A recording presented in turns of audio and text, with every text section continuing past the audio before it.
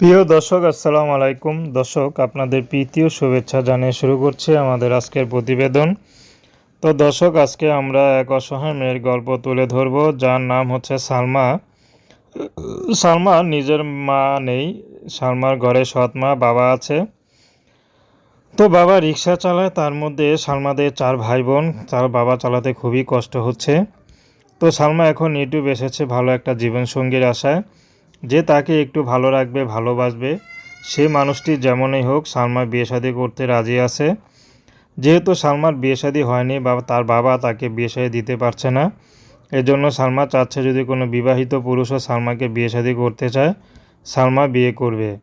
সালমার ব্যক্তিগত কোনো চাহিদা নেই। বাবা রিক্সা চালক, তার মধ্যে অনেক সংসারের অনেক লোকজন। তার বাবা একা সংসার চালাতে পারছে না, যৌতুক দিয়ে তো আর বিয়ে শাদী দিতে পারবে না।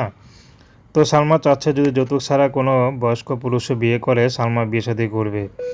সালমার পড়াশোনা খুব ইচ্ছা ছিল, কিন্তু হবে সংসার, তার মধ্যে তারও সৎ মা তাকে টেক কেয়ার করে না বা বিয়ের জন্য কোনো চাপও দেয় না। তো সেজন্য তার বিয়েও হচ্ছে না।